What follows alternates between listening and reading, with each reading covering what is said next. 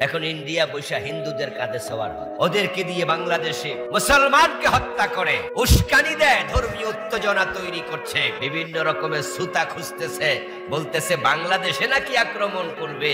এত সোজা না, এত সোজা না। তোমরা মুসলমানদের দিকে আঙ্গুল তুলে তাকিও না। এখানে 20 কোটির মতো মানুষ আছে, আমরা 18 কোটি মুসলমান। এক কাশ্মীরে মাত্র 1 কোটি মুসলমানকে তোমরা নিয়ন্ত্রণ করতে পারোনি প্রায় 100 বছরের ইতিহাসে। আমরা 18 কোটি মুসলমান, কিচ্ছু লাগবে না, শুধু হাতে তিতুমিরের বাঁশের লাঠি যদি ওঠে তাহলেই আমরা শাহাদাতের তামান্না নিয়ে সামনে আগাবো, নিয়ন্ত্রণ করতে পারবে না।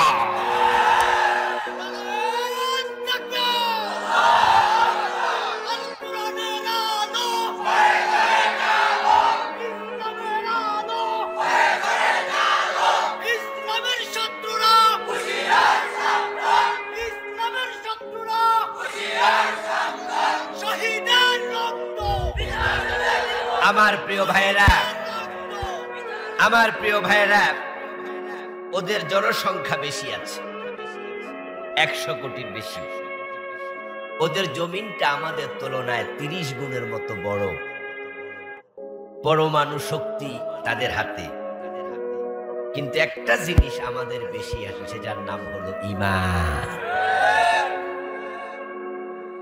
অতীতের ইতিহাস প্রমাণ করে, কোরআন পড়লে আপনারা পাবেন যে শত শত বছরের ইতিহাস, সে ফেরাউনের কাহিনী, নমরুদের কাহিনী, তালুত এবং জালুতের যুদ্ধ, বদরের যুদ্ধ। জনসংখ্যা দিয়ে কখনো বিজয় হয় না। আল্লাহ তাআলা বলেন, কাম মিন ফিআতিন কালিলাতিন গালাবাত ফিআতান কাসীরাতান বিইজনিল্লাহ। এগুলো আমাদের জন্য উৎসাহব্যঞ্জক আয়াত। আল্লাহ বলেন, অনেক জায়গায় ছোট ছোট দল বড় বড় দলের উপরে আল্লাহর সাহায্যে বিজয়ী হওয়ার ইতিহাস আছে। বদরের যুদ্ধে মুসলমান ছিল 313, কাফের ছিল 1000। 313 জন বিজয়ী হয়ে গেছে। তাবুকের যুদ্ধে মুসলমান ছিল 30,000-এর কিছু বেশি। 3 লাখের উপর রোমক সৈন্য যুদ্ধের মাঠে আসার সাহস করেনি। স্পেনে তারিক বিন জিয়াদ রাহিমাহুল্লাহ মাত্র 7,000 সৈন্য নিয়ে গিয়েছে। রাজা রডারিকের 3 লাখ প্রশিক্ষিত সৈন্য মাঠ ছেড়ে পালাইছে। যে ইন্ডিয়া আমাদেরকে ভয় দেখায়, ইখতিয়ার উদ্দিন মোহাম্মদ বিন বখতিয়ার খালজি অল্প বয়সে সামান্য কিছু সৈন্য নিয়ে এসেছে। তোমাদের বাদশারা রাজারা পিছনের দরজা দিয়ে পালাইছে। আমরা 18 কোটি মুসলমান যদি একটা করে তলোয়ার হাতে নিয়ে সামনে যাই, নিঃসন্দেহে আল্লাহর সাহায্যে তোমাদের পরমাণু বোমা অকেজো হয়ে যাবে। সুতরাং বাংলাদেশের দিকে রাঙ্গা চোখে তাকাইও না। আমরা শান্তিপ্রিয়, আমরা শান্তিপ্রিয়,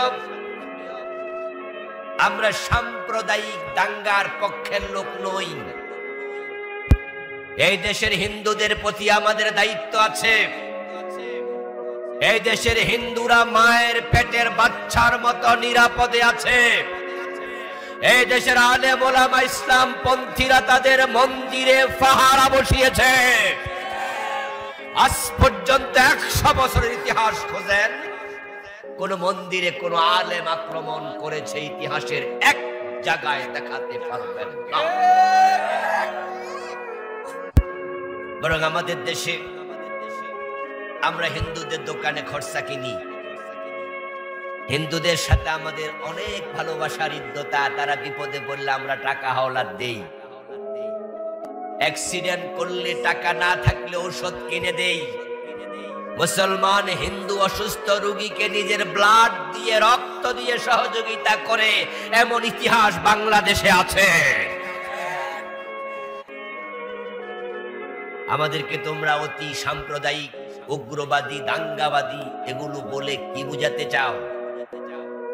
আমরা জানি কলকা ঠিকানা রানে গত 15 বছরে যারা আলেম ওলামাদেরকে ফাঁসিতে ঝুলিয়েছে, আল্লামা সাইদি রাহিমাহুল্লাহকে 13 বছর জেলখানায় রেখেছে, আমাদের মতো আলেমদেরকে মাঠে ময়দানে ওয়াজ করতে গেলে বাধা দিয়েছে, যারা আলেমদের সম্মুখ থেকে মাইক কেড়ে নিয়েছে, 5 তারিখে লাঞ্ছিত হয়ে লেজ গুটাইয়া দাদার বাড়ি দিল্লিতে বসে তারাই ষড়যন্ত্র করছে।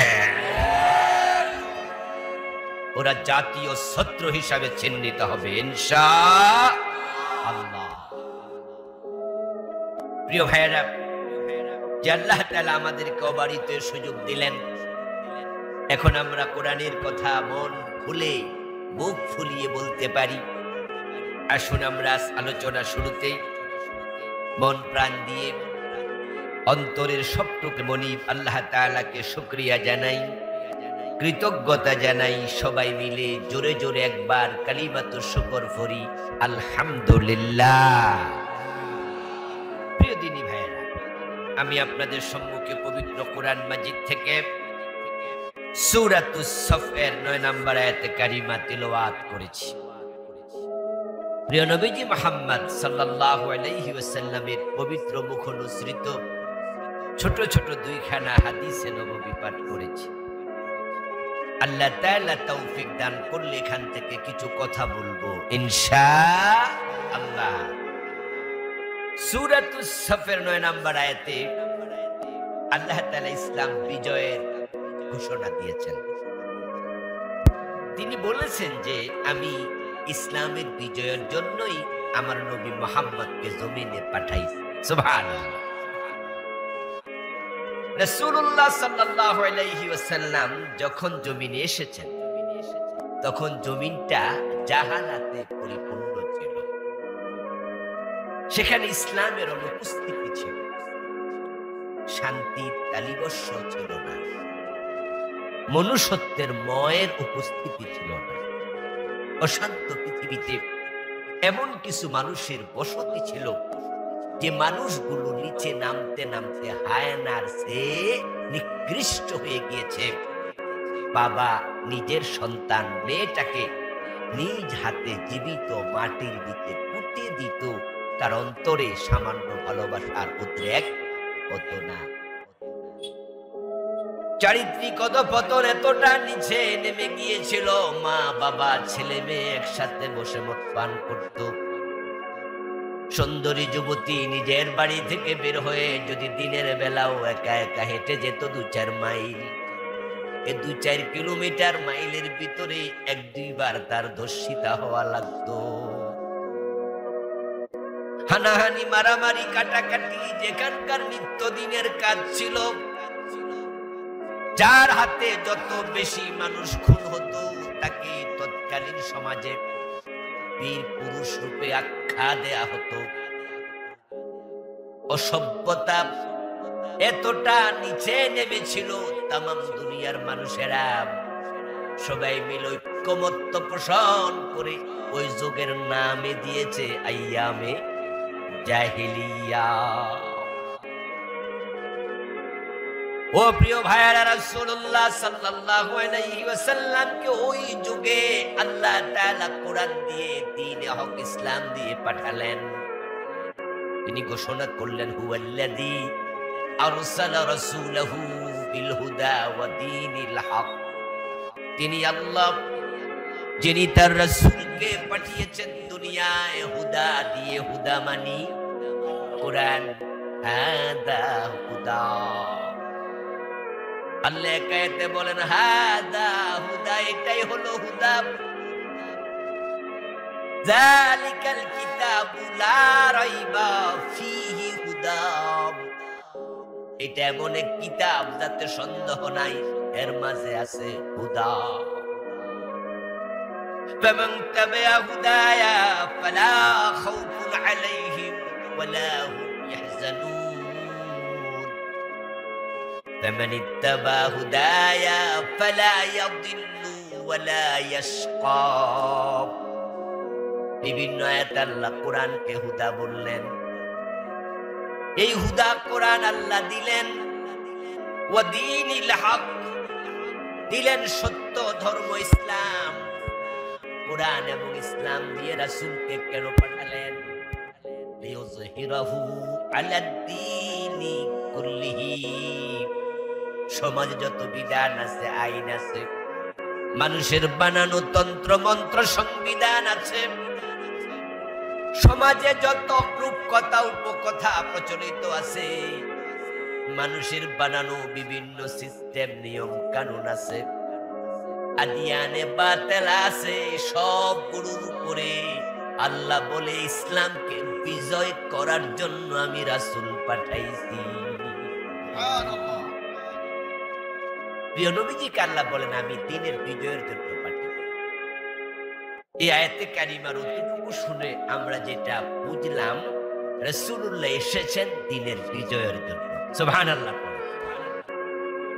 ইসলাম কি পরাজিত শক্তি হতে এসেছে না বিজয়ী? কোনটা হতে এসেছে? রাসূলুল্লাহ নিজে ব্যাখ্যা করছেন আয়াতের, আল ইসলাম ইয়ালু ওয়ালা ইউলা। রাসূল বলতেছে ইসলাম বিজয়ী হবে, পরাজিত নয়। আল্লাহ তাআলা অতীতে আমরা দেখেছি জালুত পরাজিত হয়েছে, তালুত বিজয়ী হয়েছে, ফেরাউন পরাজিত হয়েছে, নবী মূসা বিজয়ী হয়েছে, নমরুদ পরাজিত হয়েছে, নবী ইব্রাহিম বিজয়ী হয়েছে, নবী মুহাম্মদ সাল্লাল্লাহু আলাইহি ওয়াসাল্লাম বিজয়ী হলেন।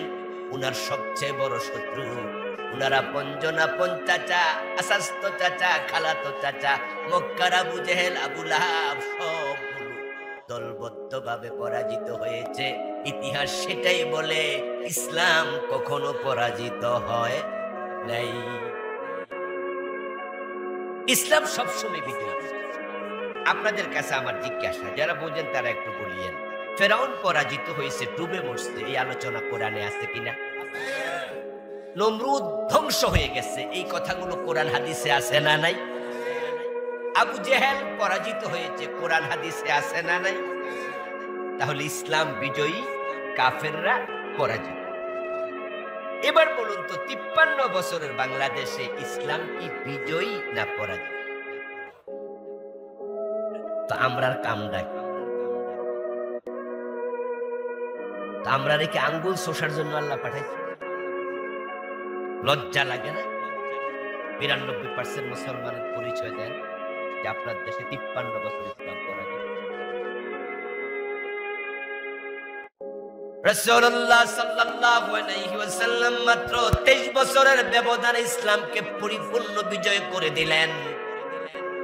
আইয়ামে জাহিলিয়া পরিবর্তন হয়ে গেল। রাসূল যখন আসেন তখন যুগের নাম আইয়ামে জাহিলিয়া। রাসূল যখন দুনিয়া থেকে চলে যান তখন যুগের নাম খায়রুল কুরুন। রাসূলের ইন্তেকালের সময় কি আইয়ামে জাহিলিয়া ছিল? না, তিনি বলেছেন খায়রুল কুরুনি কারণ। এই দুনিয়ার মানুষ, তোমরা বলছো এটা আইয়ামে জাহিলিয়া, আমি নবী মুহাম্মদ নাম পরিবর্তন করে দিলাম, বরং আমার যুগ পৃথিবীর সর্বশ্রেষ্ঠ। আবু বকর, ওমর, ওসমান, আলী, তালহা, জুবায়ের, সাদ বিন আবি ওয়াক্কাস, খালিদ বিন ওয়ালিদ রাদিয়াল্লাহু তাআলা আনহুম, উনারা যদি রাসূলের সঙ্গে থেকে দ্বীনের বিজয় করে যেতে পারে, 53টা বছর চলে গেল, আমরা দ্বীনের বিজয় করতে পারলাম না, মুসলমান হিসাবে লজ্জিত হওয়া দরকার আছে না নাই? এটা আমাদের ব্যর্থ।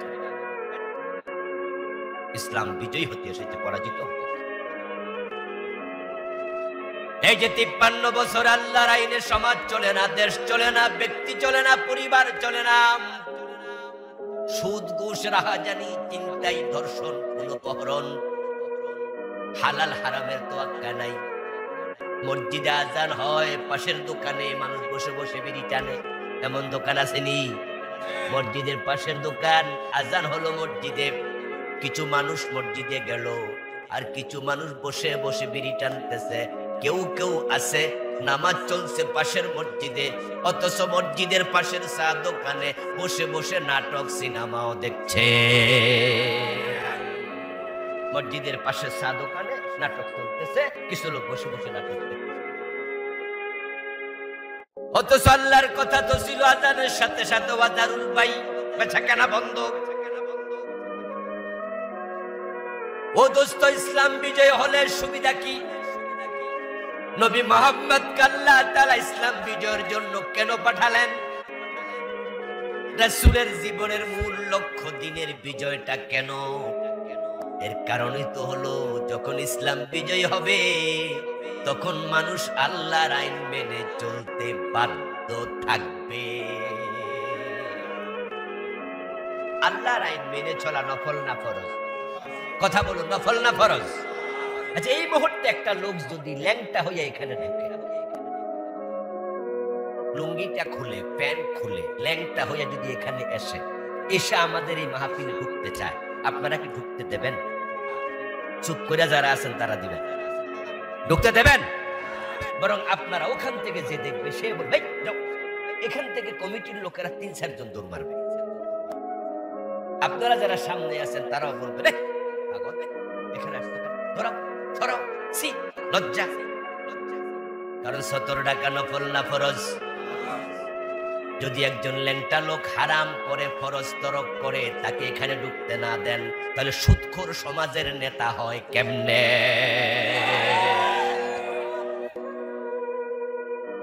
যে ল্যাংটা থাকে সে কবিরা গুনাহ করছে, যে সুদ খায় সে কবিরা গুনাহ করে।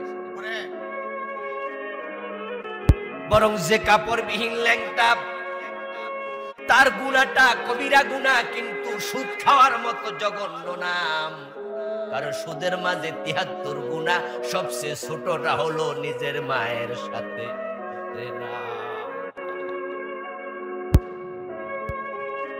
রাস্তায় হেঁটে যায় একজন লুঙ্গিবিহীন কাপড়বিহীন লোক, আমরা ওকে দেখতে সরে যাব, ওর পথেও চলে যায়।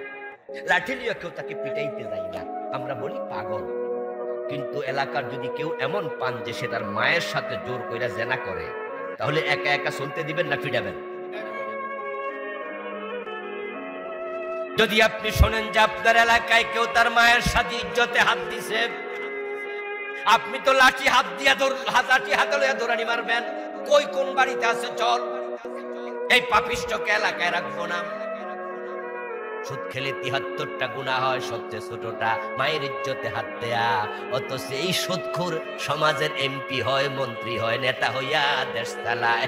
তোমরা মুসলমান, তাকে প্রতিরোধ করো না, আসলে তোমরা সুবিধাবাদী।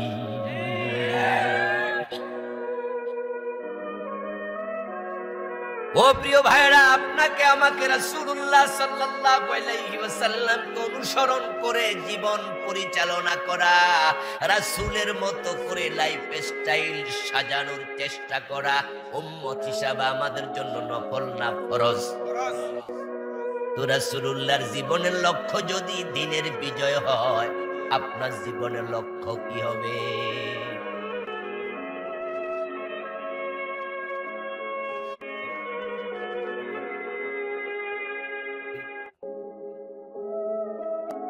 রাসূলুল্লাহ সাল্লাল্লাহু আলাইহি ওয়াসাল্লামের সাথে উম্মতের মিল হওয়া লাগবে ১০০-তে ১০০। রাসূল যা বলেছেন উম্মত তাই বলবে, রাসূল যা করেছেন উম্মত তাই করবে, রাসূল যখন করেছেন উম্মত তখন করবে, রাসূল যেভাবে করেছেন উম্মত সেভাবে। নিজের মন মতো বাড়ানো অথবা কমানোর কোনো অধিকার নেই। রাসূলুল্লাহ সাল্লাল্লাহু আলাইহি ওয়াসাল্লাম হলেন আমাদের জন্য মডেল, আইডল, আইকন, উসওয়া, কুদওয়া, নামুজাজ, আদর্শ। তিনি নমুনা, তিনি হলেন আমাদের জন্য ফরমা। ব্রিক ফিল্ডে গেলে দেখবেন ইট বানানোর জন্য কর্মচারী যারা আছে তাদের হাতে মালিক পক্ষ থেকে একটা বাক্সা বানাইয়া দেয়, এটাকে ফরমা বলে। আপনি মাটির সাথে পানি মিশাইয়া, তার সাথে বালি মিশাইয়া খামির বানাইয়া তারপরে এবার বলে দিলেন তোমরা ইট বানাও। ১০ জন কর্মচারী ইট বানায়, কেউ বানাইলো ৩ কোনা, কেউ বানাইলো ৪ কোনা, কেউ বানাইলো গোল, কেউ বানাইলো সেপ্টা। এক একজন যদি মন মতো বানাইতে থাকে আর এগুলা শুকানোর পরে আগুনে পোড়ানো হয়, ইট হবে না, পোড়া মাটি হবে। আর যখন সবাই কর্তৃপক্ষের দেয়া, ব্রিকফিল্ডের মালিকের দেয়া ফরমার ভিতরে খামির ঢুকাইয়া থাপড়াইয়া সুন্দর করে তারপরে ধাক্কা দিয়া পালাইয়া ইট বানায়। তখন এগুলা দিয়ে বিল্ডিং তৈরি হয়, নগর গড়ে ওঠে। আর যদি উল্টা পাল্টা সবাই বানাইতো, পোড়া মারি জমিনের জন্য পোড়া মাটি আরো ক্ষতি করে, গাছপালাও জন্ম নেবে না। এখন বাংলাদেশের ইসলামটা অনেকটাই ব্যক্তিগত, যে যার মতো করে চলছে। নামাজে আছে, রোজায় আছে, হজে আছে, যাকাতে আছে, আবার সুদেও আছে, বসেও আছে। এমন লোক আছে না নাই? নামাজও পড়ে, সুদও খায়, রোজাও রাখে, গোশও খায়, হজ করে, পরের জমি জাল দলিল করে। হুজুর মানুষ, মসজিদের ইমাম, মাদ্রাসার মুতাবিক, উনার একবারে পা থেকে মাথা পর্যন্ত তাকাইলে মনে হবে আল্লাহর জীবন্ত ওলি। কিন্তু ওই হুজুরকে যখন বলা হয়, হুজুর আসেন না, বাংলাদেশে আমরা ইসলামী রাষ্ট্র তৈরি করি, একামতে দিনের কাজ করি, আপনি আমাদের দলে আসেন, ওই হুজুর কইয়া দেয় আমি রাজনীতি করি না। এমন হুজুর আছে না নাই? আচ্ছা, রাসূলুল্লাহর জীবনে রাজনীতি আছে না নাই? এই হুজুর নামাজে রাসূল মানলো, রোজায় রাসূল মানলো, রাষ্ট্রে ইসলাম লাগবে, তখন উনি মানলো না। ইসলামটা রাসূলের মতো হলো না উনার মন মতো হলো? অধিকাংশ আলেম, অধিকাংশ পীর, অধিকাংশ খতিব, অধিকাংশ বক্তা বাংলার এই জমিনে কোরআন বিজয়ের জন্য কাজ করে না, দিনের বিজয়ের জন্য কাজ করে না। না করার কারণে তো ৯২% মুসলমানের বাংলাদেশে ইসলাম নাই, সংসদে নাই ইসলাম, গণভবনে নাই ইসলাম, বঙ্গভবনে নাই, আদালতে নাই, হাইকোর্ট ইসলাম দিয়ে চলে না, সুপ্রিম কোর্ট চলে না, জজ কোর্ট চলে না, অর্থনীতিতে ইসলাম নাই, সমাজনীতিতে নাই, রাজনীতিতে নাই, শিক্ষানীতিতে নাই। ইসলাম কোথায় আছে? মসজিদ আর মাদ্রাসায়। মসজিদ মাদ্রাসাতেও ইসলাম পাওয়া যায় না। এখন মাদ্রাসায় গেলে আমরা গত 15 বছর দেখেছি মাথার উপরে বেড়া বেড়ি ছবি ঝুলানো লাগছে, আর মসজিদে এমন খতিব নিয়োগ দিছে, সভাপতির বাহিরে ওয়াজ করলে ইমামতি থাকে না।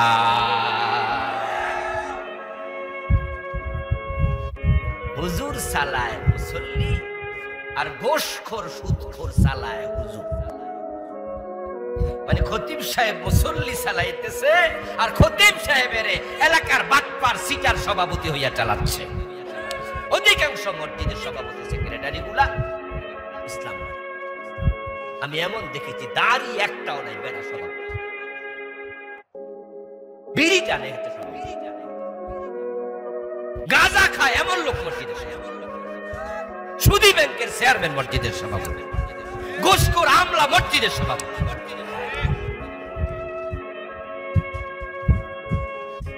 আমার প্রিয় ভাইয়ারা, এই যে ইসলাম আজকে বাংলাদেশে ত্রাহি ত্রাহি অবস্থায় আছে, এর মাত্র কারণ আমি দেখি হুজুরদের উদ্যোগ কম। এই দেশের আলেমরা যদি দিন কায়েমের ব্যাপারে এখনো একমত হয়ে যায়, বাংলাদেশে কোরআনের আইন কায়েম করতে 6 মাসও লাগবে না। এদেশের আলেমরা যদি এখন কত আগে ইসলাম বিজয়, ইসলাম পরাজিত থাকার পিছনে আলেমরা দায়ী, সাথে দায়ী আপনাদের মতো মুসল্লি, আপনারা যারা 5 ওয়াক্ত নামাজ মানেন, রোজা হজ যাকাত মানেন, কিন্তু জমিনে দ্বীনের বিজয় হোক এটা আপনি চান না। আপনার খামখেয়ালির কারণে ইসলামটা বিজয় হয় নাই। হাশরের ময়দানে রাসূলুল্লাহর অনুসরণ না করার মামলা খাবেন। প্রিয় নবীজি সাল্লাল্লাহু আলাইহি ওয়াসাল্লাম অনুসরণ করা তো ফরজ। আল্লাহর নবীকে যারা অনুসরণ করবে না তারা জান্নাত পাবে না। قال رسول الله صلى الله عليه وسلم كل امتي يدخلون الجنة إلا من أبى। প্রিয় নবীজি বলছেন আমার সব উম্মত জান্নাতে যাবে, তবে অস্বীকারী উম্মত জান্নাত পাবে না। জিজ্ঞাসা করা হলো ইয়া রাসূলুল্লাহ ওয়া মান আবা, অস্বীকারী উম্মত আবার কে? রাসূলুল্লাহ জবাব দেন, মান আতাআনি দাখালাল জান্নাহ ওয়া মান আসানি ফাকাদ আবা। যে ব্যক্তি আমি নবীকে অনুসরণ করে সে জান্নাতে ঢুকবে, যে আমি নবীকে অনুসরণ করবে না অস্বীকারী তার কপালে জান্নাত নাই। রাসূলকে অনুসরণ না করলে জান্নাত পাবেন, আর করলে ডাইরেক্ট জান্নাত। قال رسول الله صلى الله عليه وسلم من أحب سنتي فقد أحبني ومن أحبني كان معي في الجنة। নবী মুহাম্মদ বলেন যে আমার সুন্নাহকে ভালোবাসে সে আমি নবী মুহাম্মদকে ভালোবাসে, আর যে আমার সুন্নাহর আলোকে জীবন সাজায়া আমি নবী মুহাম্মদের ভালোবাসার প্রমাণ দিয়েছে, কানা মাই ফিল জান্নাহ, সে জান্নাতে আমার সাথেই ঢুকবে। রাসূলুল্লাহর সাথে জান্নাতে যেতে চান তো? জান্নাতে যেতে চাইলে রাসূলকে ফলো করুন, অনুসরণ করুন। মনে মনে কি ভাবছেন? দাঁড়িয়ে রাখছি, রোজা রাখছি, নামাজ পড়ি, ডান পা দিয়ে মসজিদে ঢুকি, বাম পা দিয়ে বের হই, ডান হাতে ভাত খাই, তো রাসূল তো মানছি। আমার প্রশ্ন হলো, রাসূলকে ফলো করে যদি ডান পা দিয়ে মসজিদে ঢুকা সুন্নাহ হয়, বাম পা দিয়ে বের হওয়া সুন্নাহ হয়, ডান হাতে ভাত খাওয়া সুন্নাহ হয়, মুখে দাড়ি রাখা সুন্নাহ হয়, মাথায় টুপি দেয়া সুন্নাহ হয়, যে নবী 10 বছর কোরআন দিয়ে দেশ চালাইছে, ওইটা কি সুন্নাহ না? তো ওই সুন্নাহর ব্যাপারে আপনার খবর না, এই ব্যাপারে আপনার উদ্যোগ কি? নবীজি মুহাম্মদ সাল্লাল্লাহু আলাইহি ওয়াসাল্লাম মক্কায় 13টা বছর চেষ্টা করলেন ইসলামের বিজয়ের জন্য, কিন্তু তিনি পারলেন না। তারপর আল্লাহর ইশারায় হিজরত করে মদিনায় রওনা দিলেন। হিজরতের পথে প্রিয় নবীজি ভাবতেছে, আরে চোর ধরে হাত কাটবো, ডাকাত ধরে শুলে দেবো, জেনা করলে 100 বেত লাগাবো, বিবাহিত হলে পাথর মারবো, আল্লাহর আইনে দেশ চালাবো, সমাজ চালাবো, রাষ্ট্র চালাবো, মানুষ আল্লাহর কাছে আত্মসমর্পণ করবে, সবাই আল্লাহর কথা মেনে চলবে। এই পরিবেশটা মক্কায় তো আমি পাইলাম না, কেমনে পাবো? মক্কার সংসদে কোরআন নিয়ে আবু জেহেলরা তো আমাকে ঢুকতেই দিল না, বরং তারা তো আইন বানাইছে মক্কা এলাকায় কোরআন পড়া যাবে না। আমাকে আয়েশা বাড়িতে ধমকায়া গেছে, ও মুহাম্মদ তোমার কোরআনের আওয়াজ যেন আমরা না শুনি। তারপর আমি বলেছি না, আমি তোমাদের বাধা উপেক্ষা করব, আমি আমার কাজ চালাবো। আমার চাচা আবু তালেব আমার পাশে এসে দাঁড়াইছে, ভাতিজা তোমার সাথে আমি আছি। তারা আমাকে 3 বছরের জন্য জেলে দিছে, আমার চাচা জেলও আমার সাথে ছিল। নবুয়তের দর্শন শুনে আমি বের হইয়া আগের মতো কাজ চালাইছি। চাচা আবু তালেব পিছনে দাঁড়ায় গেছে, আমার স্ত্রী খাদিজা রাদিয়াল্লাহু তাআলা আনহা আমার সঙ্গী হয়ে গেছে।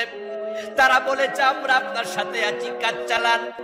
তারা যখন আমার কোরআন পড়া প্রচার বন্ধ করতে পারল না, তখন তারা দারুন নাদওয়াতে মিটিং করে সিদ্ধান্ত নিছে, وقال الذين كفروا لا تسمعوا لهذا القرآن।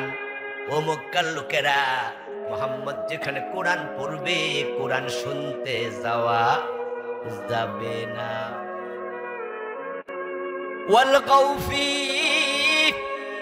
বরং তারা দ্বিতীয় সিদ্ধান্ত নিছে, মুহাম্মদ যেখানে কোরআন পড়বে ওই পাঠের অনুষ্ঠান, তেলাওয়াতের অনুষ্ঠান, তাফসীরের অনুষ্ঠানে তোমরা পারলে গন্ডগোল লাগাইয়া দিও।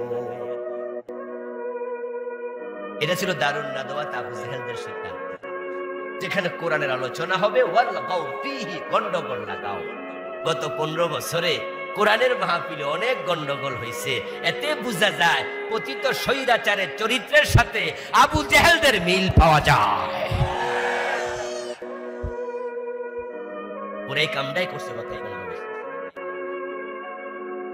তারা আমাদের দেশের ইসলামকে নির্বাসনে পাঠানোর সিদ্ধান্ত নিয়েছিল।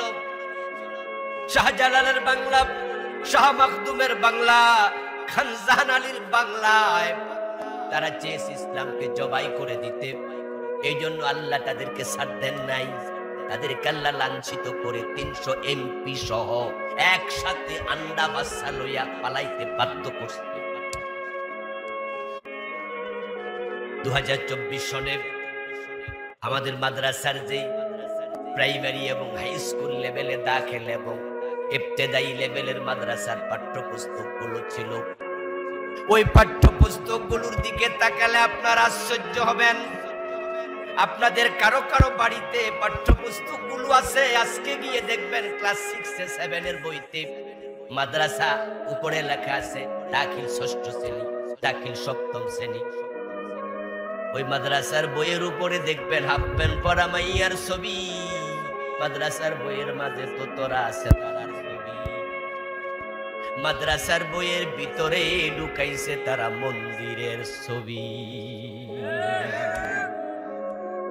এই বইগুলো এখনো আছে, হাওয়া থেকে পাওয়া কথা বলি না, আমিও তো মাদ্রাসায় পড়াই। ও দোস্ত, আপনাদের কাছে আমার জিজ্ঞাসা, মাদ্রাসায় কি দোতারা শেখানো হয়, হারমোনিয়াম শেখানো হয়? এই ছবি কেন ঢুকলো? আমরা মাদ্রাসায় যারা মেয়ে পড়াই, আমরা কি বোরকা ছাড়া মাদ্রাসায় মেয়ে পাঠাই? শিক্ষকরা এলাও করবে তো সেখানে স্কার্ট পরা হাফ প্যান্ট পরা মেয়ের ছবি কেন?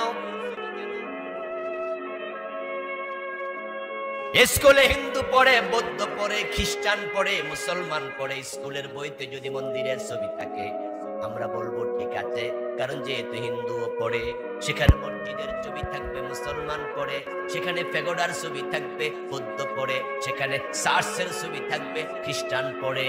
কিন্তু আওয়াজ দিয়ে বলুন তো, মাদ্রাসায় কোন হিন্দু পড়ে? কথা বলেন না কেন? মাদ্রাসায় হিন্দু পড়ে, এখানে মন্দির ঢুকলো কেন? এখানে মন্দির ঢুকলো কেন? ওরা ইসলামের সাথে দুশ্মনী শুরু করে দিয়েছিল, ওরা বড় মুনাফিকের আশ্রয় নিয়েছিল, নেফাকের আশ্রয় নিয়েছে, ওরা আব্দুল্লাহ ইবনে উবাইকে পর্যন্ত হার মানাইতে শুরু করেছে। এই দেশে 500-র উপরে মডেল মসজিদ বানাইয়া তারা আপনাদেরকে আমাদেরকে বুঝাইছে আমরা ইসলামের পক্ষে। পাবলিকের কাছে বলে দেখো আমরা প্রতি থানাতে একটা মসজিদ বানাইছি, আমরা ইসলামের হিতাকাঙ্ক্ষী। আবার বইয়ের মাঝে মন্দির ঢুকাইয়া ইন্ডিয়ার দাদা বাবুদেরকে বুঝায় মাদ্রাসার মাঝে মন্দির ঢুকাইয়া দিছি। এই বইগুলো সবগুলো ইন্ডিয়া ছাপাই, জানেন আপনারা? আমাদের সব বই ইন্ডিয়া থেকে ছাপাই আনছে। ওরা মাদ্রাসার ভিতরে মন্দির ঢুকায় ওদেরকে বুঝাইছে দেখেন আমরা আপনাদের এই সনাতনী ধর্ম এটা মাদ্রাসায় সাপ্লাই দিতেছি। হযরত শাহজালাল রাহমাতুল্লাহি আলাইহি ওনার সঙ্গীদেরকে সাথে নিয়ে অনেক প্রাণের বিনিময়ে, রক্তের বিনিময়ে দেশে ইসলাম প্রতিষ্ঠিত করেছেন। শাহ মামদুদ খান জাহানান, পুরপুরার পীর সাহেব, জনপুরের পীর সাহেব, সরসিনার পীর সাহেব, ধামতির পীর সাহেব। এই দেশে সাহাবী আসে নাই, তাবী আসে নাই, এই দেশে নবী রাসূল আসে নাই, এই দেশে হুজুরেরা আলেমেরা কত কষ্ট করে ইসলামকে এস্টাবলিশ করেছে। আর এই লোকগুলো 15টা বছর ইসলামকে জবাই করার জন্য চেষ্টা করেছে। তারা বড় বড় আলেমদেরকে দর্শনকারী বানায়া মামলার আসামি বানাইছে। আল্লামা সাইদিকে খুনি, দর্শনকারী, যুদ্ধপরাধী সাজাইয়া 13টা বছর জেলখানায় রাখছে। আল্লামা সাইদির হাতে কয়েক হাজার কাফের মুসলমান হয়েছিল। এই 13 বছর তাফসীরের ময়দানে থাকলে আরো কয়েক হাজার কাফের মুসলমান হতো।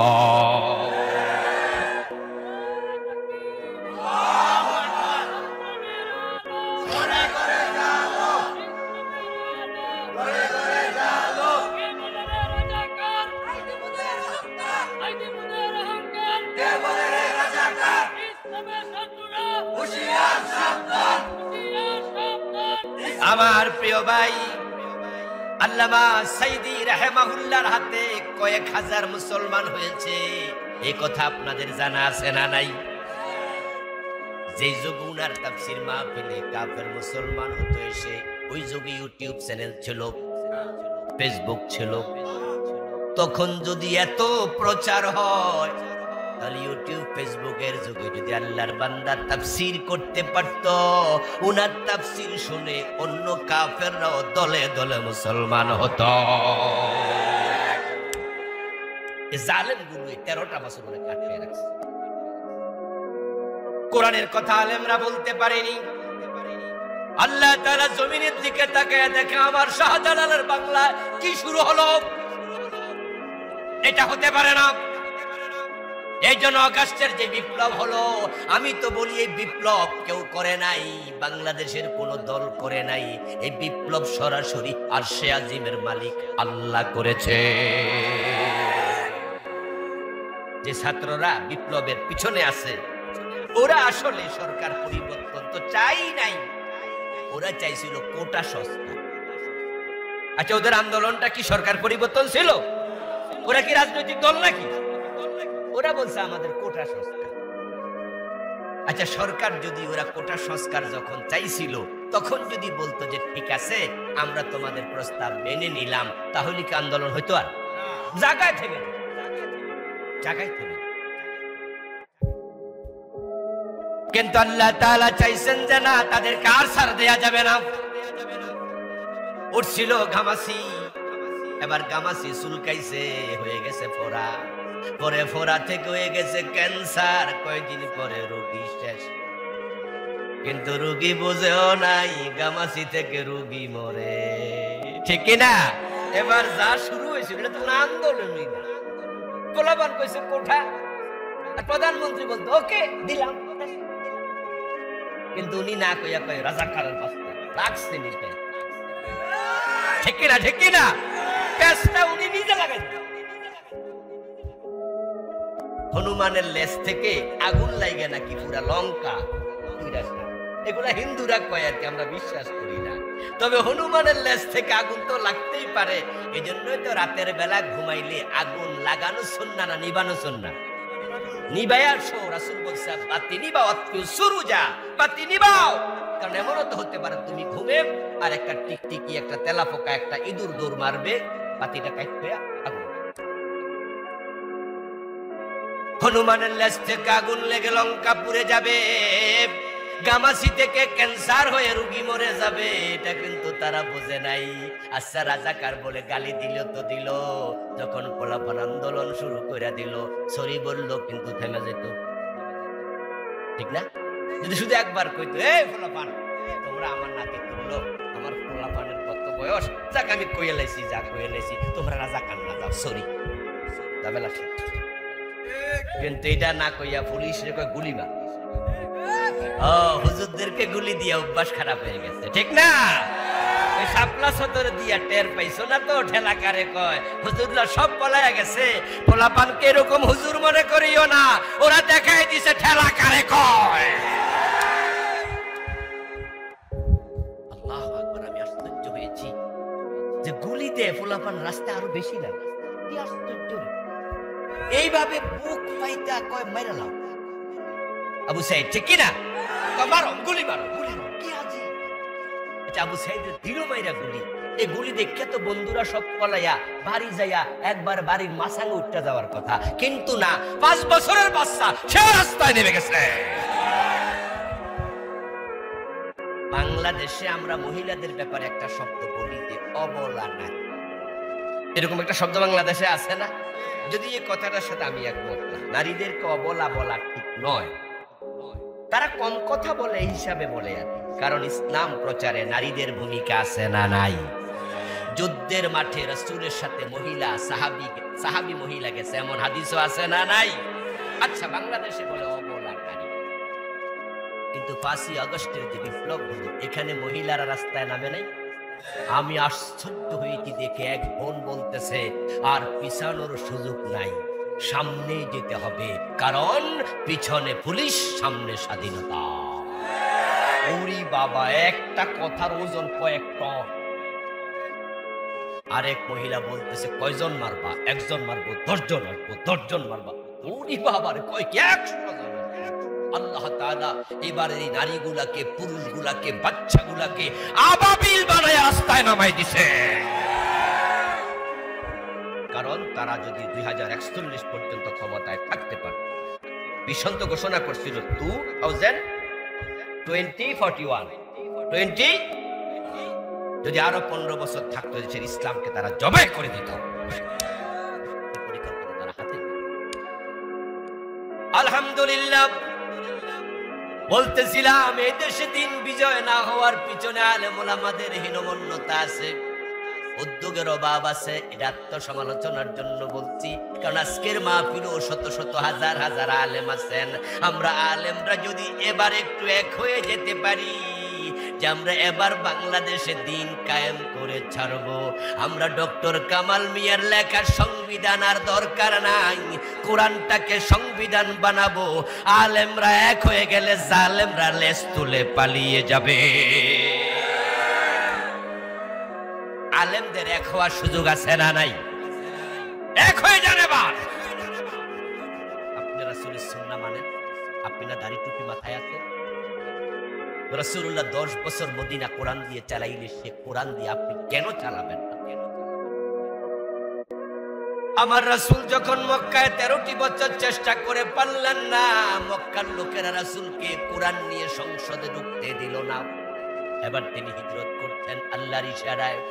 হিজরতের প্রতি প্রিয় নবীজি ভাবেন, মদিনায় গিয়া যদি দেখি মদিনার সংসদে আরেক আবু জেহেল বৈশা আছে লাঠি লইয়া, তাহলে হিজরত কইরা লাভ কি? মনে মনে ভাবছেন যে ওখানে গিয়া যদি আবার কোরআন নিয়ে সংসদে ঢোকার পরিবেশ না পাই, তাহলে হিজরত করলাম, লাভটা হবে।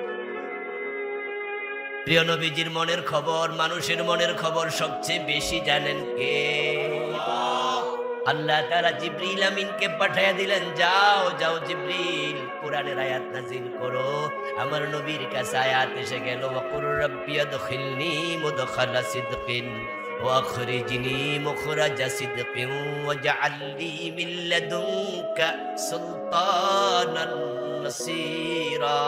চিৎকার দিয়া পড়েন সুবহানাল্লাহ। হে নবী, আপনি বলুন, আল্লাহ আমাকে তুমি বরকতময় জায়গায় নেও, উত্তম ভাবে নেও, উত্তম ভাবে বের করো, হিজরতটা যেন হয় বরকতময়। এই দোয়া আমি আল্লাহর কাছে করেন। কারণ রাসূল যখন হিজরত করছিলেন তখন উনার সাথে কি অনেক কাপড় চোপড় ছিল, সম্পদ গহনা ছিল, খাবার দাবার অনেক ছিল, বরং তিনি একবারে দিনহীন ভাবে হিজরত করেছেন, সাথে খামান্য খাবারও ছিল। বরং আবু বকর সিদ্দিক রাদিয়াল্লাহু তাআলা আনহুর মেয়ে হযরত আসমা রাদিয়াল্লাহু তাআলা আনহা রাসূলুল্লাহর কাছে আবু বকর সহ যখন তারা গুহার মাঝে আছেন, তখন খাবার পাঠানোর জন্য 2টা পোটলা বানালেন। এখন 2 পোটলার মুখ বাঁধার জন্য রশি পাচ্ছিলেন না খুঁজে।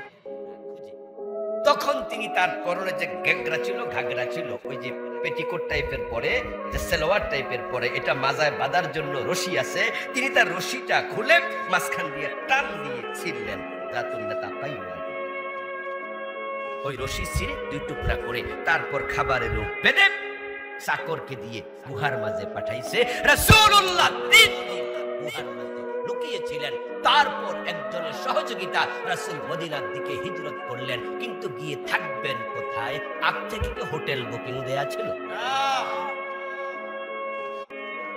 কোথায় থাকবেন জানেন না, কি খাবেন রাসূল জানেন না, কার বাড়িতে উঠবেন রাসূল জানেন না।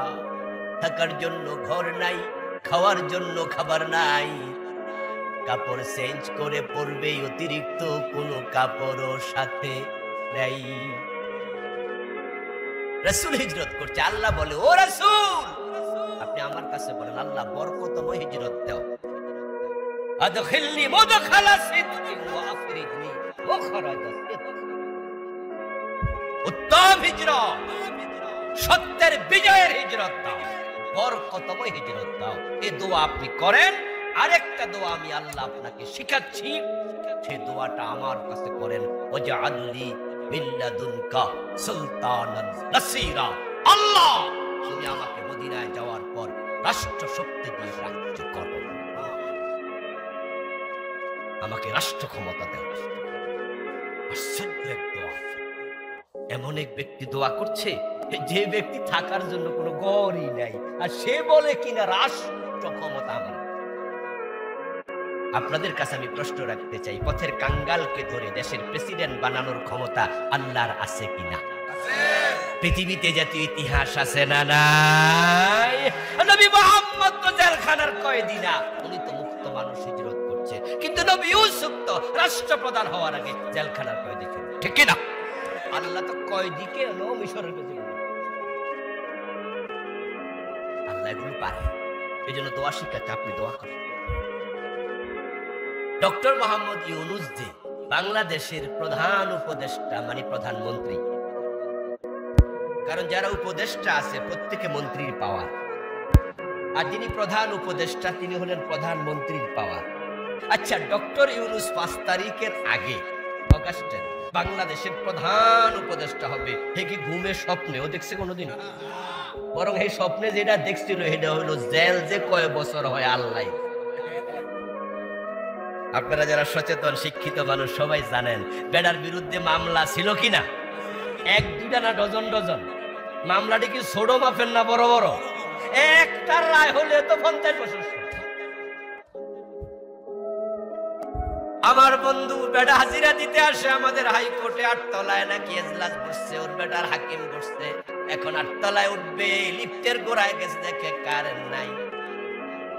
এর মানে হলো কারেন্ট আগে বন্ধ করে রাখতে। হাইটটা হলো এলাকারে, বয়স তার 84, 8 তলা উঠছে হাইটটা, হাঁপাইতে হাঁপাইতে উঠছে।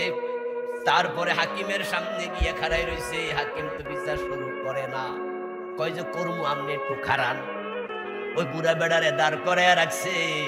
5 তারিখের আগে ডক্টর ইউনূস মনে মনে ভাবছে আল্লাহ জানে কয়শো বছর জেল হয়, কিন্তু আমার আল্লাহ কয় না না না, তোরে আসামির জায়গা থেকে প্রধানমন্ত্রী বানাইয়া দেবো। ক্ষমতার মালিক কে? তুতিল মুলকা মান তাশা ওয়া তানজিউল মুলকা মিম্মান তাশা। ওই আসামিরে প্রেসিডেন্ট প্রধানমন্ত্রী বানাই দিল। আর যারা ঘোষণা করছিল 2041 আগে লড়বো না, আল্লাহ তাদের আপনার সেনাবাহিনীর প্রধান রেখে যা 41 সাল লাগবো না, যাইয়া কয় 45 মিনিটে তাড়াতাড়ি জান লইয়া পড়া। আমার প্রিয় ভাইয়েরা, ওই আল্লাহ রাসূলকে শিখা। আপনি বলেন আমার রাষ্ট্রপতি আচ্ছা, ওয়াজআলনি মিন লাদুনকা সুলতানান নাসিরা, এই আয়াতটা কোরআনে এখনো আছে না নাই? এই দেশের হুজুররা কি এটা জানে না?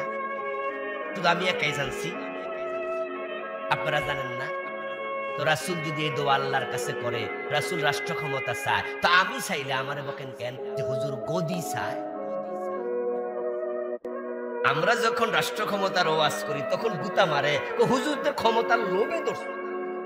এবং কিছু হুজুর আছে যারা মাহফিলে এসে বলে আমরা দুনিয়ার চেয়ার চাই না, আমরা ক্ষমতা চাই না, আমরা জান্নাত চাই। নিচ থেকে শ্রোতারা বলে সুবহানাল্লাহ, এত বড় আল্লাহর ওলি আইছে, দুনিয়ার কোনো লোভই নাই। তাহলে তুমি কি রাসূলের চেয়ে বড় মুত্তাকি?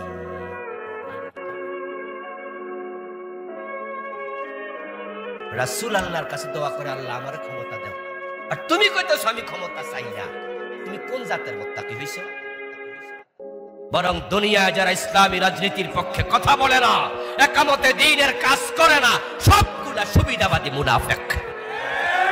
এগুলো দুদিন চরম মুনাফিক, এগুলো অন্তর বড় জঘন্য অন্তরওয়ালা। অন্তরের মালিক আল্লাহ। সিমটম দেখে বলি, আমি যদি কসমও করি আমার কসম ভাঙবে, কারণ আমি তাদেরকে চিনি। তারা এই গত 15 বছরে জালেমদের সাথে অধিকাংশ হাত মিলিয়ে চলছে।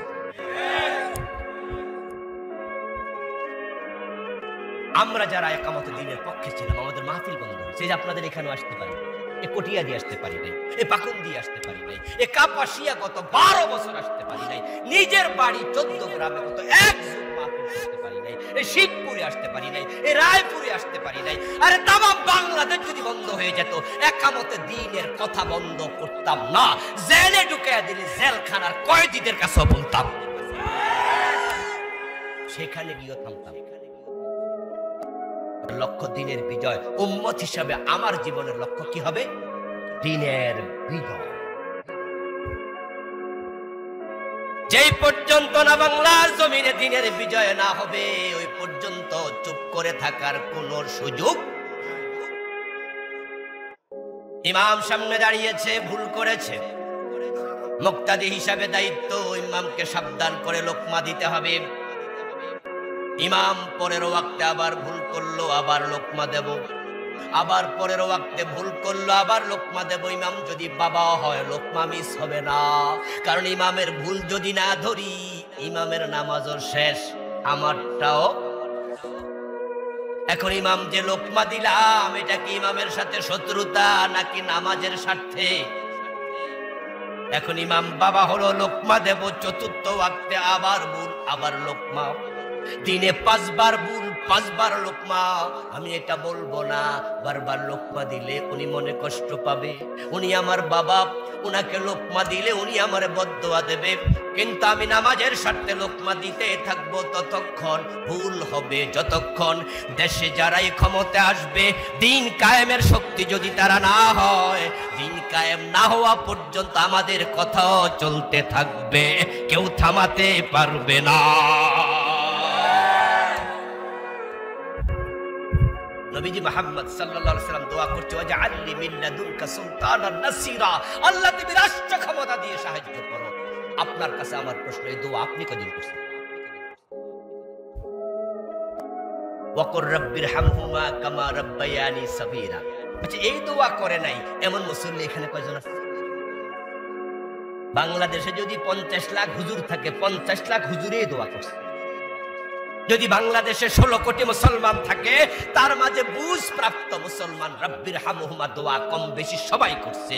ওয়াজআলনি মিন লাদুনকা সুলতানান নাসিরা, রাসূল এই দোয়া করছে, তুমি কেন করলা? কারণ হচ্ছে নামাজের রোজার ওয়াজ করলে, রোজার ওয়াজ করলে, রাব্বিরহামহুমা কইলে মামলা খাওয়া লাগে না, জেলে যাওয়া লাগে না, চাকরি ছুটে যায় না, মাহফিল বন্ধ হয় না, রাষ্ট্র ক্ষমতা ইসলাম নিতে হবে এই কথা বললে মামলার আসামি হয়ে, ফেরারি আসামি হয়ে গোড়া লাগে। এই ইসলাম ওয়ালারা, এই আলেমেরা বাড়ি তো ঘুমাতে পারে না। আপনি সুবিধাবাদী হলে আল্লাহর কাছে আপনার ফয়সালা ভালো হবে। নবী মুহাম্মদ সাল্লাল্লাহু আলাইহি ওয়াসাল্লাম হলেন আমাদের জন্য রেলগাড়ির ইঞ্জিনের মতো, আমরা হলাম রেলগাড়ির পিছনে ডাব্বার মতো, বগির মতো।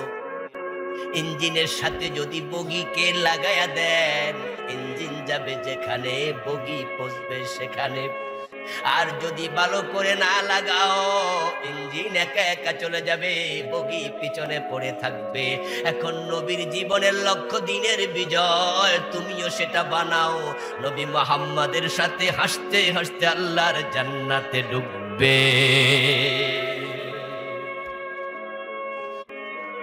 আর সুবিধাবাদী হবেন, আল্লাহ ছাড়বে না। 92% মুসলমানের দেশে কোরআনের আইন কেন চলবে না রে ভাই? কেন চলবে না? ডক্টর কামাল মিয়া যখন সংবিধান লিখে 72-এ যখন সংবিধান প্রণয়ন হয়, তিনি চাইলে কি চোর ধরে হাত কাটার আইনটা ঢুকাইতে পারত না? সুযোগ ছিল কিনা বলেন তো, সুযোগ ছিল কিনা? 71-এ দেশ স্বাধীন হয়ে গেল, 72 তো দেশ আমাদের, আমরা তো 90%, 92% মুসলমান। উনি চোর ধরে হাত কাটো এই আইন কেন ঢুকাইল না? আচ্ছা, ঢুকাইল। 72-এর পর থেকে আজ পর্যন্ত সংবিধান পরিবর্তন হয়েছে 17 বার। এই 17 বার যারা পরিবর্তন করেছে তারা কি পারত না চোর ধরে হাত কাটো এই আইন ঢুকাইতে? তারাও ঢুকাইল না। কারণ শুধু একটা, এই দেশে যারা ভুয়া রাজনীতি করে, যারা কোরআনের বাহিরের রাজনীতি করে, সবগুলার অন্তরে চুরির চিন্তা আছে। 2-1 জন ছাড়া, অল্প কিছু ছাড়া। এবং ওরা দেশের জন্য রাজনীতি করে না, ওরা পেটের জন্য করে। যার কারণে কয়দিন আগে আপনারা শুনেছেন যে আমাদের নেত্রী নিজেই বলেছে উনার বাড়ির ফিয়ন কত কোটি টাকার মালিক? 400। আমি তো বলি, যদি ফিয়ন 400 কোটি টাকার মালিক হয়, বাড়িওয়ালা কত কোটি টাকার মালিক? অভাব নাই, দেশটাকে শেষ করে দিয়েছে ওরা। এসালম কোম্পানি, এসালম গ্রুপ, ইসলামী ব্যাংকের 17টা না 18টা শাখা থেকে টাকা লুটপাট করে বিদেশে পাচার করেছে 80,000 কোটি। আপনাদের কাছে প্রশ্ন রাখতে চাই, 80,000 কোটি টাকার মাঝে রিকশাওয়ালার অ্যাকাউন্ট আছে না নাই? ভিক্ষা করে টাকা জমাইছে, নিজের মেয়ে বিয়ে দেবে, ইসলামী ব্যাংকে একটা অ্যাকাউন্ট করলাম, ডিপোজিট করলাম, মাসে 500 টাকা জমা দিলাম, এমন ভিক্ষুকের অ্যাকাউন্টও আছে না নাই? সব টাকা তারা চুরি করে। আমার আমার দোস্ত, আমরা তো সেটাই বন্ধ করতে চাই। কোরআন যখন ক্ষমতায় আসবে, ইসলাম যখন বিজয়ী হয়ে যাবে, চুরি থাকবে না, ডাকাতি থাকবে না, চিন্তায় থাকবে না, রাহাজানি থাকবে না, নামাজের জন্য আর ওয়াজ করা লাগবে না, আজান হবে, দোকান বন্ধ হয়ে যাবে, সবাই নামাজে চলে যাবে। বছর একবার ধনীরা যাকাত দিতে বাধ্য হবে, ধনীদের যাকাত গরিবের মাঝে বন্টন করা হবে, তখন দারিদ্রতা বিবেচিত হয়ে যাবে। আমরা সবাই যে যার মতো করে শান্তিতে ঘরের দরজা খুলে ঘুমাবো, চুরি হবে না। ও আমার বন্ধু, হযরত ওমরের যুগে আমরা দেখেছি অর্ধ দুনিয়ার সম্রাট ওমর গাছতলায় ঘুমায়, বডিগার্ডের প্রয়োজন আর নাই।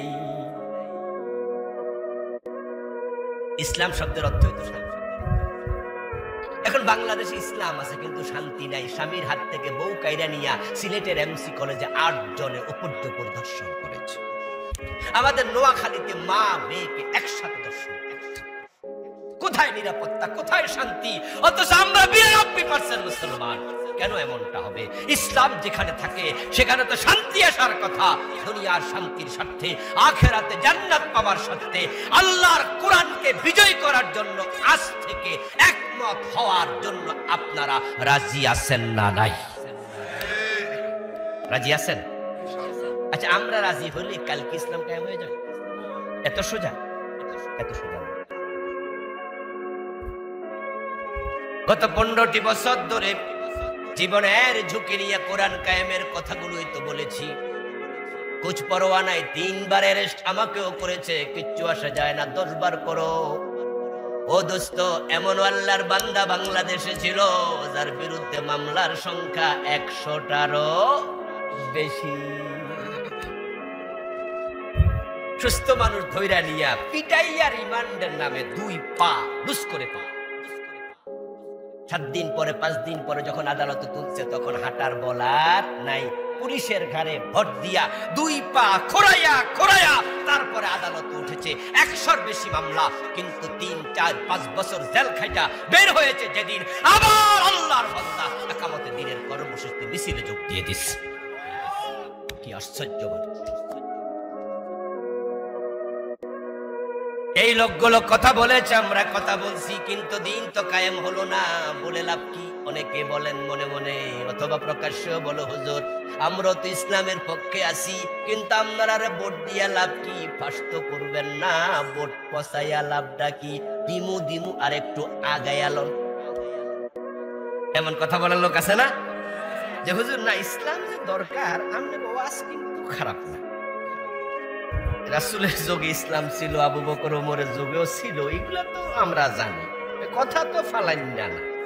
তো আমনেও আসেন, কয় না হুজুর একটু আগায় আনো, আর একটু আগায়।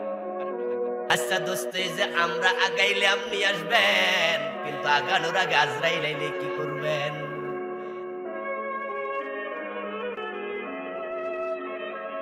আমরা আজকের মাহফিলের সব মানুষ যদি কালকে একামতে দিনের পক্ষে আসি বলে আজকে একমত হয়ে যাই, পরশু ইসলাম কায়েম হবে না, এত সোজা নয়। কিন্তু এরপরও আমরা সবাই একামতে দিনের পক্ষে কেন আসতে চাই? আল্লাহর কাছে আমি যখন যাব, তখন রাসূলের জীবনের লক্ষ্যের সাথে আমার লক্ষ্য মিলাইয়া যেতে চাই।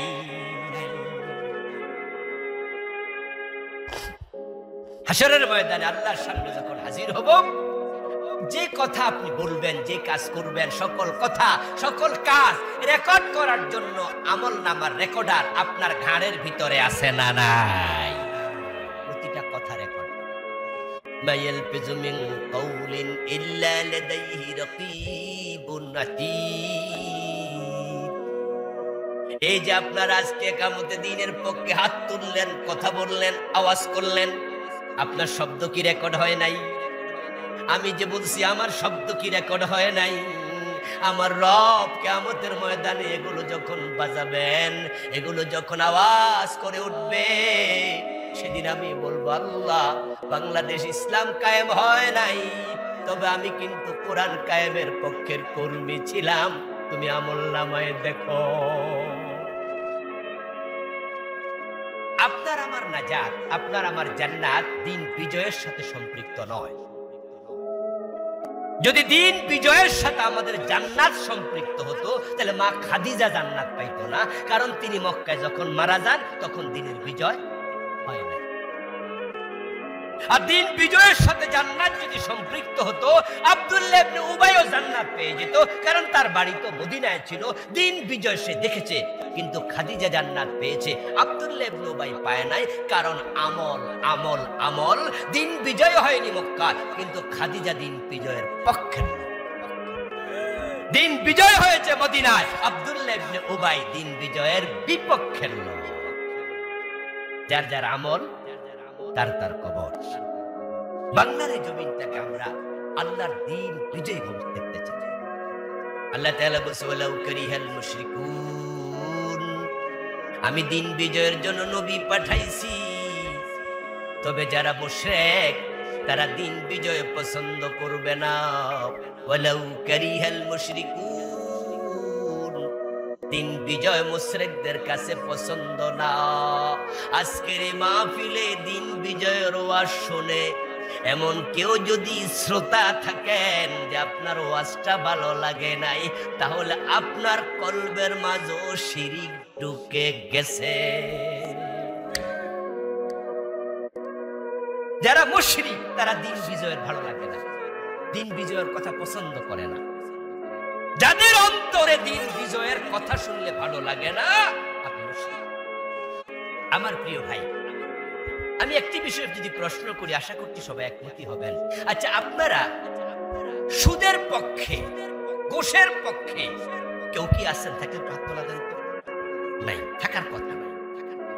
আচ্ছা, এই যে 52 বছর 53 বছর বাংলাদেশের বয়স, সুদের বিরুদ্ধে হুজুররা ওয়াজ করে নাই? সুদ বন্ধ হয়েছে, ঘুষ বন্ধ হয়েছে। আচ্ছা, সিনেমার বিরুদ্ধে হুজুররা ওয়াজ করে নাই? সিনেমা বন্ধ হয়েছে। আচ্ছা, পর্দা করার জন্য আলেম ওলামারা ওয়াজ করে নাই? পর্দা কায়েম হয়েছে।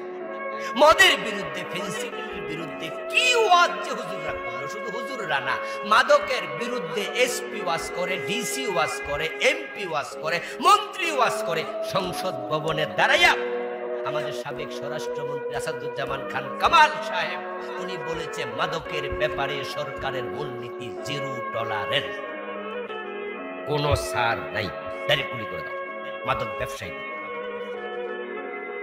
সার নাই কতটুকু বলেছে, গুলির কথা গোপনে গোপনে কইছে, এটা তো আর প্রকাশ্যে বলা যাবে না, আইনের ব্যাপার। এই জন্য আমরা দেখেছি জিরো টলারেন্স নীতি ঘোষণা করার পর থেকে রাস্তাঘাটে মাদক ব্যবসায়ী পাওয়া গেছে সপ্তাহখানেকের মতো, 1 ডজনের উপরে বড় বড় মাদক ব্যবসায়ী মরে পড়ে আছে। আমাদের কক্সবাজার অঞ্চলে একজন বড় ইয়াবা ব্যবসায়ী আছে, তার নাম ছিল বদি। পত্রিকায় দেখলাম যে যখন বিভিন্ন জায়গায় মাদক ব্যবসায়ী গুলি খাইয়া রাস্তায় পড়ে আছে, তখন ইয়াবা বদি ওমরা হজ পালনে সৌদি আরব গেছে। পত্রিকার হেডলাইন, আমাদের বদি সাহেব ওমরা পালন করছেন সৌদি আরবে। অর্থাৎ উনি যখন দেখলেন চারদিকে গুলি খাচ্ছে, র্যাব গুলি করতেছে, মনে মনে ভাবছেন নিঃসন্দেহে র্যাব নিজ উদ্যোগে এটা করে না, অবশ্যই সরকারের ইশারা আছে, তাহলে আমিও তো এই কাম করি। র্যাবের মাঝেও তো আল্লাহরে ভয় করে এমন 2-4 জন আছে, চান্স পাইলে কোন জায়গা মেরে দে, এর সে বালা ওমরায় চলে যান। আচ্ছা, উনি ওমরায় চলে গেলেন এবং পরবর্তীতে গোয়েন্দা বিভাগের রিপোর্ট, ইয়াবা বদির বিরুদ্ধে সরকার তাকে পরবর্তীতে নমিনেশন দেয় নাই। ওর এলাকা আমি মাহফিল করি একাধিকবার, ওকে নমিনেশন দেয় নাই, কিন্তু আমি গিয়ে শুনি নমিনেশন দিছে ওর বউরে।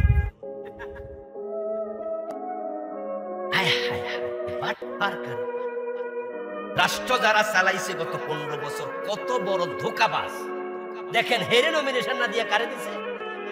এর বউরে দিছে। আরে আজিব তো, ওখানকার ফলাফল স্লোগান বানাইছে, লাউয়ের বদলে কদু, বদির বদলে বধু।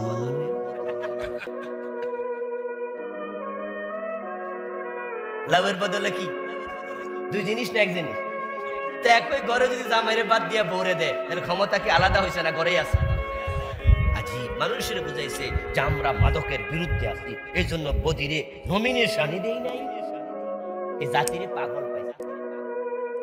মাদকের বিরুদ্ধে হুজুর ওয়াজ করলো, পীর সাহেব করলো, বক্তা খতিব ইমাম সবাই করলো, এসপিডিসি করলো, সরাসরি সংসদে পররাষ্ট্রমন্ত্রী করলো। বাংলাদেশে মদ বন্ধ হয়েছে তো?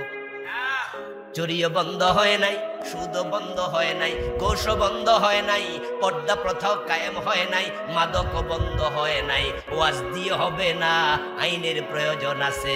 ওয়াজ দিয়ে যদি হতো তাহলে নবী মুহাম্মদকে আল্লাহ বলতো, রাসূল চুরি করলে চোরের দইরা আপনি 10 মিনিট ওয়াজ কইরা দেন। হাত কাটার আইন প্রয়োজন ছিল না। রাসূলের ওয়াজের সে আসর করবে এমন ওয়াজ করার ক্ষমতা দুনিয়ার কারোই নাই।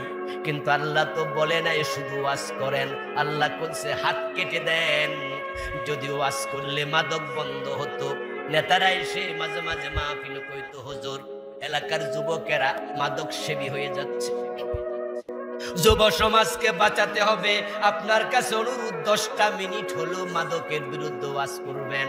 ও দোস্ত, ওয়াজ করলে যদি মদ বন্ধ হতো, ওমরের চেয়ে বেশি ওয়াজ তো আমরা কেউ জানি না। ওনার ছেলেরে 80 বেত না দিয়া ওমর তো 20 মিনিট ওয়াজ করার কথা, কিন্তু ওমর তো ছেলেকেও 80 বেত দিছে। এতে বোঝা যায় ওয়াজ দিয়ে শুধু হয় না, ওয়াজের সাথে সাথে আইনের প্রয়োজন আছে না নাই? শুধু ওয়াজ দিয়ে হবে না, আইন লাগবে, আইন। বাংলাদেশে ওয়াজ আছে, আইন নাই। বরং মাদকের বিরুদ্ধে যারা ওয়াজ করতে আসে এই নেতাগুলা, আমি দেখছি ওরা বড় বাটফার। কেমনে বাটফার? যে তারা ক্ষমতায় 53টা বছর মাদকের বিরুদ্ধে মাহফিল আইসে যে ওয়াজটা ছাড়লো, সংসদে যেটা ছাড়লো, শুই না তো আমাদের হৃদয় বিগলিত হয়ে যায়। মাশাআল্লাহ, আমাদের নেতা তো মাদক বিরোধী, কিন্তু রাষ্ট্রীয় যে একটা অধিদপ্তর বানাইছে, এটার নাম দিছে মাদক নিয়ন্ত্রণ অধিদপ্তর। আচ্ছা, নিয়ন্ত্রণ দরকার না নির্মূল দরকার? বুদ্ধি কত বাটপার কারে। এই ড্রাইভার, গাড়ি নিয়ন্ত্রণে চালাও। গাড়ি যখন 80-তে 90-তে চালায় তখন আমরা বলি এই নিয়ন্ত্রণে চালাও। নিয়ন্ত্রণ মানে কি বন্ধ নাকি ধীরে ধীরে? তো ওরা বানাইছে মাদক নিয়ন্ত্রণ, মানে কিছু কিছু খাও।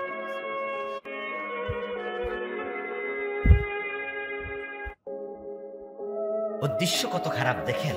ওরা গরিবের পোলা মদ খাইলে জেলে দেয়, আর ধনীর পোলার খাওয়ার জন্য 5 স্টার হোটেলে মাদকের অনুমতি দেয়। শেরাটন, রেডিসন এবং আমাদের বড় বড় হোটেলগুলো ঢাকাতে আছে, ওগুলো তো মদের বার আছে না নাই? আচ্ছা, সেখানে পুলিশ অভিযান চালাইছে কয়দিন?